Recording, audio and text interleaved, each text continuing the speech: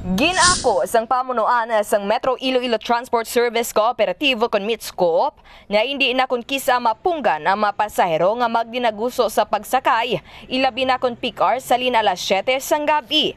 Ini ang payag ni Jose Marie de los Reyes, chairman sang MITSCOOP.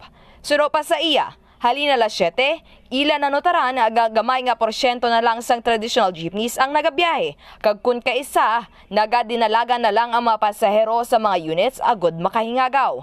Ginpahayag man ni de los Reyes nga apisar may tion nga naga-overloading, ginapasiguro nila nga safe ang riding public bangod sa security features man sa mga modernized units. Dugang paniya nga kun kaisa, human consideration na lang nila nga pasakyo ng mga nagahinulat nga pasahero nga handa man magtindog sa bus o kon modernized jeepneys ilabi na kung nagkainulan. Ton units no, may standing kag may seating capacity. Pero kisa during peak hours hindi namon mapunggan ang pasahero. Gasaka gid gas bisan standing masakay gid sila because pre gadali kapin pagid lain chimpo. Gainulan sa hindi na sila makagwanta hulat pabasa da sa hulat sa salakyan. Kay nanutara namon pagka amo na ang mga oras mga 7, 8 o'clock way na halos may gabiyahe nga traditional unit.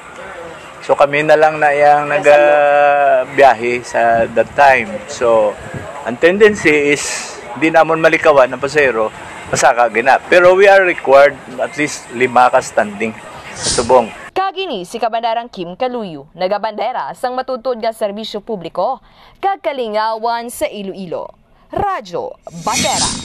This news is brought to you by... Are you experiencing body weakness? Do you have delayed wound healing? Do you feel hungry all the time? You may have diabetes. A powerful duo to help diabetic. Natural way of lowering blood sugar level. Clinica DTX 500 is a powerful duo that combines of ampalaya extract and the sugarcane extract. Clinica DTX 500 stimulates the production of insulin, enhance conversion to energy.